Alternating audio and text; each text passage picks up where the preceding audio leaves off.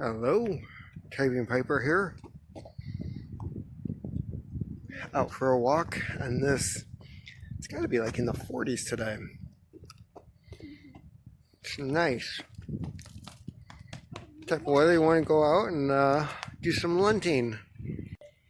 So this is going to be a boring video about finances. If you don't want to hear some numbers, then you should probably stop watching now.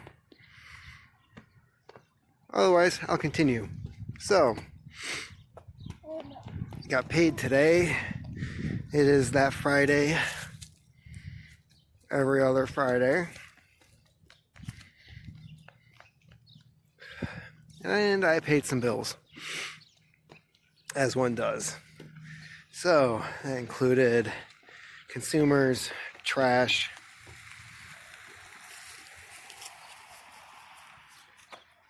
phone bill, which is outrageous. And then I had a choice of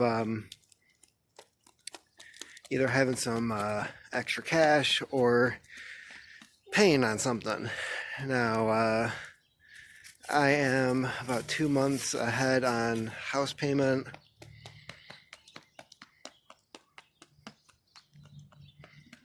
And I didn't have a car payment due until March. But after paying the other bills, especially with consumers being high this time of year, I didn't have enough left to do an actual house payment. So I made 2 car payments. We don't have one due until May.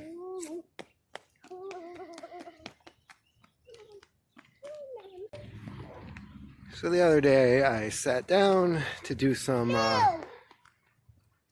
maybe I was standing. Apparently I got that wrong. You have anything else to add?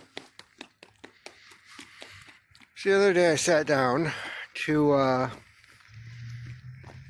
see what my options were for paying off my house early, what the benefits were, how quickly and reasonably it could be done.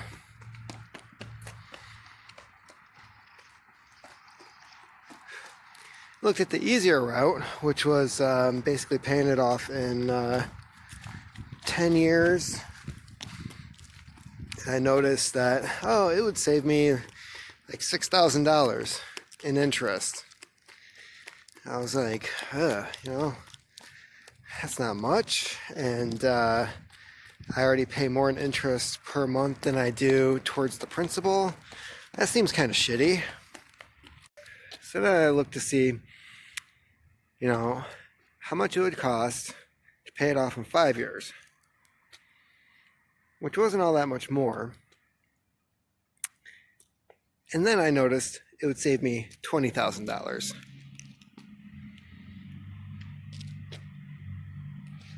That's like a really nice car. So that's the fact. Paying off your house early, you end up saving a shit ton of money on interest. That thing that centuries ago the church killed a bunch of bankers and said, "Oh, you are profiting on other people's misery." That's a sin. Typing Piper, back again. Did not get to finish the first part of this video. So, different hat, different day, different walk. But, anyways. So, I was discussing my mortgage debt situation, which a lot of people would argue you're making your monthly payments and there's no issues with that, then you're not really in debt, and I call bullshit. So, part 2, the other thing that I am working on is my large cache of food that I have in the basement. It's been sitting down there for a couple years now, about 3 years. Some of it I even donated to local Loaves and Fishes before they hit their expiration date. And kind of regretting that now, but not really. But I have and I'll show this later in the video, several pounds of rice, beans, lentils, soup, several dozen cans of soup, and the list goes on and on. So I'm going to be going down there as soon as we get home, crack into that and see what exactly I have going on. Because one of my goals is to not buy any more food until all of that has been used up. Which also means no longer eating out, not stopping to the grocery store to pick up supplies, and overall I'm okay with that. I've done this before, and I've gone several months without going to the grocery store, and the only catch is she needs like milk and stuff. I'm talking about my food, not my kids. So that's happening. My desk is now put together. Finally sat down and wrote something for my blog last night. And you can always check it out at thecollapseexperiment.com. So with this debt payoff project, there's a lot of things I normally buy that I won't be able to buy. And that includes books, which fortunately I have several hundred. I don't know the exact number, but considering the stacks of paperbacks that I have, I own a lot of books. And I'm going to be working through those this year. And I don't really like my final number for this year when it comes to my Goodreads reading challenge. So wait, don't play with that. Hold on. So my goal for reading this year was 100 books. And if you go onto my Goodreads and look me up, you'll find that I hit, I think I'm at 65 right now. Which, I'll admit, it's a good number. It's a lot more than most people read. But considering I had a year, 2-3 years ago, when I was at like 235, something like that, I know I can do better, and I should be reading more, and I shouldn't be watching half the garbage that's on television right now. And I think at this point I'm going to try to just watch whatever it is my wife wants to watch on the weekends, you know, have a show that we both can get involved in. Because I just finished watching the season finale of Watchmen today. Here's my thoughts on that.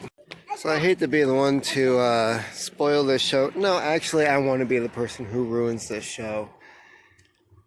There's so many freaking plot holes in this, and it's obvious that many of the writers for this TV show never read the goddamn comic.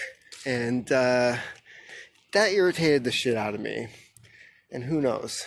Maybe there's going to be some weird plot twist in the future if it gets signed to a second season.